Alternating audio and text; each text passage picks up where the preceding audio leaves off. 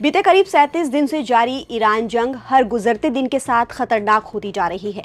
Middle east में जारी जंग कब थमेगी कोई नहीं जानता।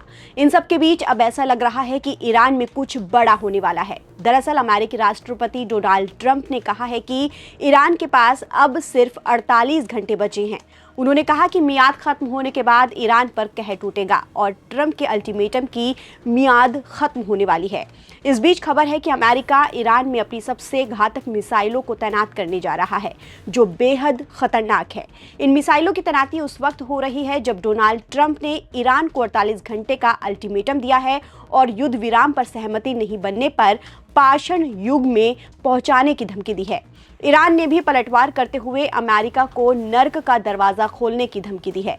रिपोर्ट के मुताबिक मार्च के आखिर में एक आदेश जारी हुआ था जिसके तहत JASSMER मिसाइल को मिडल ईस्ट की ओर भेजा जाना था। ये दिखाता है कि अमेरिका अब ईरान में और घातक लड़ाई लड़ने के मूड में है। तकरीबन $15 लाख की कीमत की JASSM मिसाइल एक लंबी दूरी का सटीक हथियार है। इसका पूरा नाम joint air to surface missile extend range है। JASSMER क्रूज मिसाइलों की सबसे खास बात यह है कि ये दुश्मनों की रडार भी पकड़ नहीं पाती है और ये सैकड़ों मील दूर से ही तबाही मचा सकती है। इनको हवाई सुरक्षा को चकमा देते हुए 600 मील से ज्यादा दूरी में लक्ष्यों पर हमला करने के लिए डिजाइन किया गया है। ये मिसाइल पायलटों को सीधे खतरे में डाले बिना दुश्मन के क्षेत्र में अंदर तक हमला कर सकती है।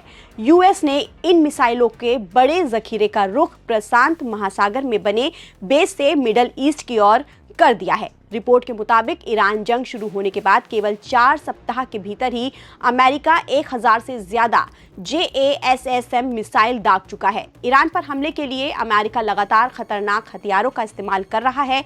इसमें कम दूरी वाली JASSM मिसाइल भी शामिल है, जिसकी दूरी 250 मील है। 28 फरवरी को अमेरिका और इजराइल ने ईरान पर हमला किया था। इसके बाद से मिसाइल, इंटरसेप्टर और लंबी दूरी की मारक क्षमताओं वाले हथियारों का खूब इस्तेमाल कर रहा है। इन सब के बीच कई रिपोर्ट्स आई हैं कि अमेरिका और इजराइल के मिसाइल भंडारण में कमी आई है। बताया जा रहा है कि इस जंग में अमेरिका ने अपने कुल स्टॉक का तकरीबन 2/3 हिस्सा ईरान अभियान में झोंक दिया है। हालांकि अमेरिका ने उत्पादन बढ़ाने की योजना बनाई है, लेकिन मौजूदा स्तर पर स्टॉक को फिर से भरने में कई साल लग सकते हैं। हालांकि अमेरिका और इजराइल का दावा है कि उन्होंने ईरान के एयर डिफेंस के एक बड़े हिस्से को तबाह कर दिया है, जिस वजह से वो ईरान के काफी अंदर तक हमला करने के लिए सस्ते हथियारों का इस्तेमाल कर पा रहा है। हालांकि शुक्रवार को ईरान ने अमेरिका का एक F-15E लड़ाकू विमान मार गिराया। इसके तुरंत बाद ही एक A-10 विमान को भी ईरान ने मार गिराया। इसके साथ ही 2 रेस्क्यू हेलीकॉप्टर पर भी ईरानी सेना ने हमला किया और अब नजर इस बात पर है कि आने वाले दिनों में ये संघर्ष और कितना तेज होता है और इसका असर वैश्विक राजनीति पर कैसे पड़ता है। ताज़ा अपडेट के लिए आप बने रहिए नवभारत टाइम्स के साथ। नमस्कार।